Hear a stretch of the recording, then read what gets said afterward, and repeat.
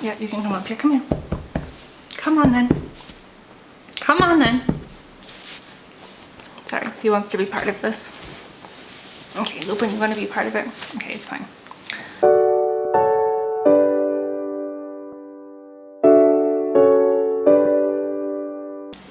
Hi, I'm Violet and I'm documenting my journey as a writer. And today I wanted to talk about my writing process using a speech-to-text app. So I do almost all of my drafting through a dictation app. I just use speech notes on my phone. It was a free app, but I did upgrade to the premium version. I actually downloaded a bunch of different sort of speech-to-text apps and tried them all out, and that's just the one that works for me. So I'm gonna go over today some of the reasons why I choose to write like this, some of the advantages and disadvantages, and a few tips and tricks. So let's get into it. So I started this maybe over a year ago using speech to text, and the main reason, the number one reason why, is because I'm a very slow typer. I've never been good at typing. I've always been a two-finger typer, and you know, I just wasn't seeing the kind of progress I wanted to with my writing, and I felt like the typing was holding me back. And you know, when I started getting into writing when I was younger, this was a main thing that held me back, was because I thought that because I can't type, I can't be a writer. But now technology has come such a long ways that you can get an app like this, like Speech Notes, for free on my phone, and I can do my whole writing process like that, and it's really easy. So first I want to go over my process of how I draft. So I'm just gonna go up and open the app on my phone. So just let me see it. Well, it doesn't really matter. So I just open it on my phone, and then there it's gonna pick up whatever I say as I'm talking. But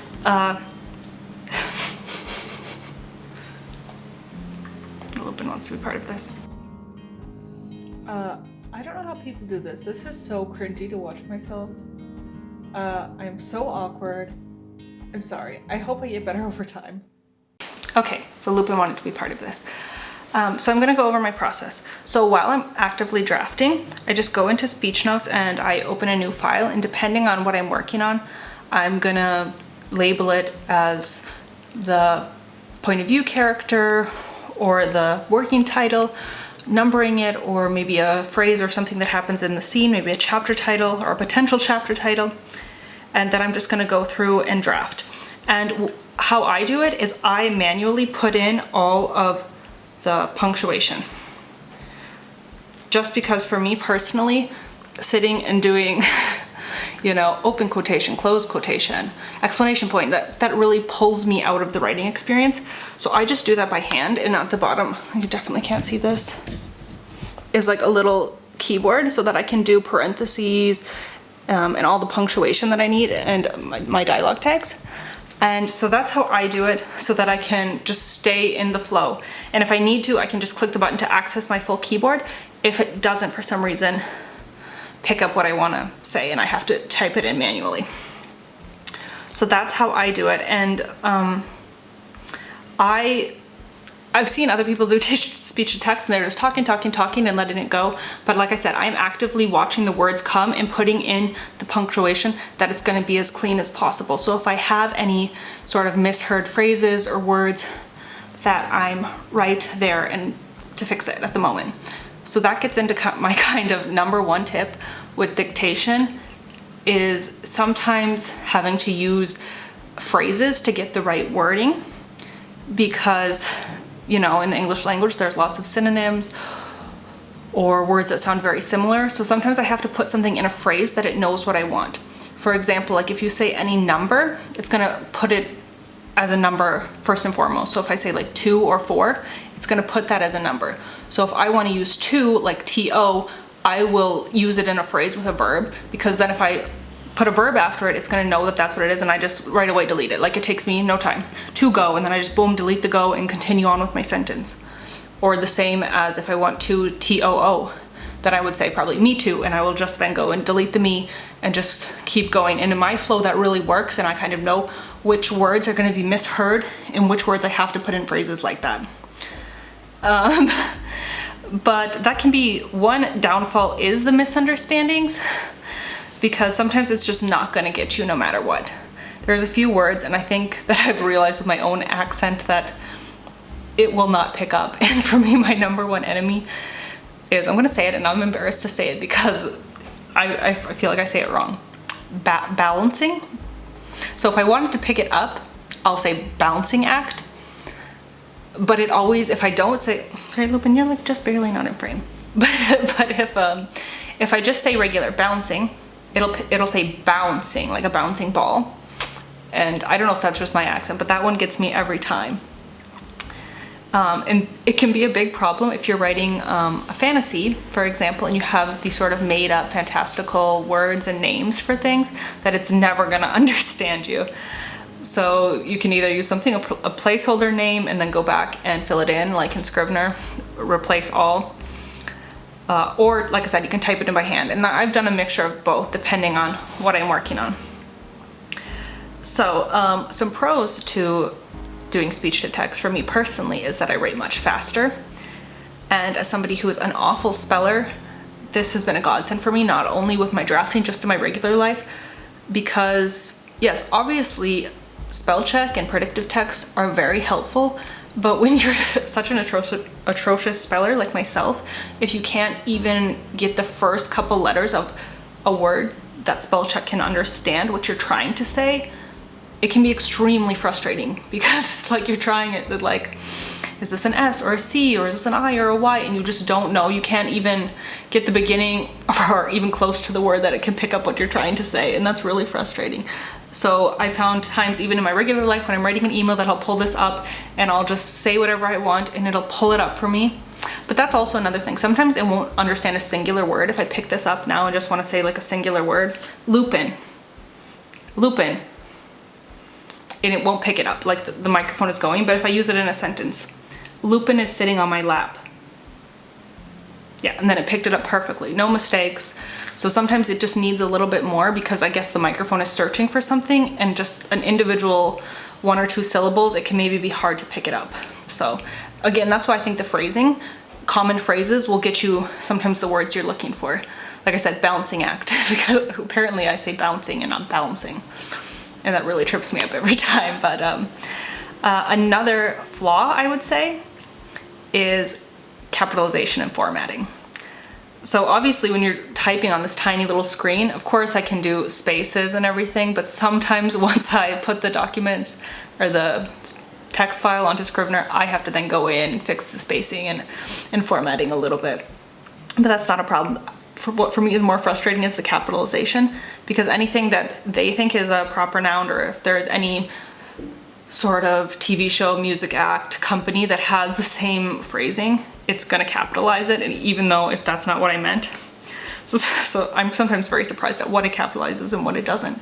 And also the same when it goes to like fantasy stuff. If I'm naming somebody something that maybe isn't normally a name, it'll put it lowercase all the time. But again, that's just something that I have to fix when I'm editing on Scrivener. But that's, for me, not a problem. That's not it's still so much faster than typing for me. So what I would say another pro is dialogue. There's no better way to test if your dialogue sounds good than you're literally speaking it out loud. And I find the dialogue flows so much faster. So I think sometimes doing speech to text, my descriptions of things can be sometimes lacking, and I'll find myself using the same descriptors over and over. But therefore my dialogue is much richer and more, I would say, believable, because yeah, it's flowing and I can hear right away if I'm drafting something and I say it out loud, I'm like, oh, that sounds kind of clunky. I know, okay, I need to phrase that differently. We need to work on that. So I would say using speech to text helped me tremendously with my dialogue. So I would definitely recommend this for anybody like myself who is terrible at spelling and typing, or if you just want to write faster, because it is quite fast. Probably would not recommend it for somebody writing fantasy or something that has a lot of peculiar or unusual words, or even somebody with a heavy accent. You can hear my voice is already a little bit mumbly. I have to try hard to enunciate when I'm speaking. Okay, then I'm going to go into what I consider the last con. of speech to text, and that is privacy. I need it to be completely private when I'm writing because I don't want somebody to hear me actively drafting, especially when I'm zero drafting. You know, you're just kind of allowing yourself to be sort of messy and silly and make mistakes and just get the words moving. And for me, like, it mortifies me. I'm the kind of person who I cannot work with somebody looking over my shoulder. So I kind of need to be alone and I need privacy when I'm drafting. I don't mind having like music playing in the background. It usually doesn't mess up the microphone picking up my speech as long as it doesn't have lyrics. Because if it has lyrics, it could pick it up. That's actually a fun test I've done with it before. You know, watch a TV show or something and then put the speech to text up to see how accurately it'll pick up the conversation. Yeah, so that would be my biggest pros and cons. So the pros were faster writing, great for people who can't spell, and realistic, good flow to dialogue. And the cons were misunderstandings, capitalization and formatting, privacy and needing to be quiet, and also just, yeah, fantasy names. And oh, that's another thing. I guess I mentioned if you have like a strong accent or dialect. But if you have a sore throat and you're sick and you lose your voice and you literally can't write, that's the worst. Like, you have a cold and then all of a sudden it's like, oh, I can't get anything done now. Yeah, so those are that's kind of been my experience. And so like what I do now regularly, the last time I was drafting, I would do that file for the day. And I would go in for my next writing session. I would open up the same file and I would reread it and edit it as I go to pick out any misheard words and phrases. Even though I'm watching them go by, so many still get through. Like when I'm really in the zone writing, you know, my eyes are just glazing over it. I could miss some mistakes. And sometimes it picks up something so weird that you can't fix it. You just have to scrap the sentence. I have no idea what I was trying to say. That happens sometimes. But I'm not worried about that, you know. I can come up with something new and something better. I'm gonna always edit and go over everything in Scrivener anyways. So I would go over that last text from the previous day and edit it as I go. And then I'll be right back into the story. And for me as a pantser, that helps me so much to then really jump back into the narrative and get my mind back in the flow. Then I would go and open the new note, because speech note's called notes. I'd open my new note for that day and do that. And also then on the corner I can always check my word count to see where we're at, and that's really helpful, so I can write and keep track of my word count. I know not everybody keeps track of their word count, but for me I find it useful. And then I don't normally upload on Scrivener every single day.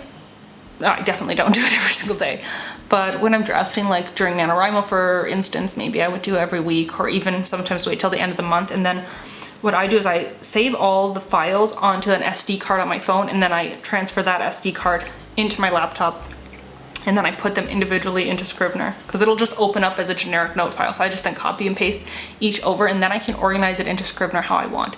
And like I'm somebody who has written out of order or written multiple POV characters, so I need to kind of organize it anyways when I put it on Scrivener, so it doesn't bother me. It actually keeps me more organized than I would regularly be. So yeah, so that's how I use dictation in my process using speech to text.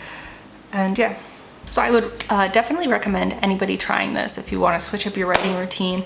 And I don't only exclusively use this. Like I said, for editing, I do on Scrivener on my laptop, and that's where I add in a lot of my descriptions and editing and just fix everything up. I'm an underwriter, so I need to go back and type in the descriptions manually anyways, but I get the vast majority of my words done and drafted through speech to text on my phone.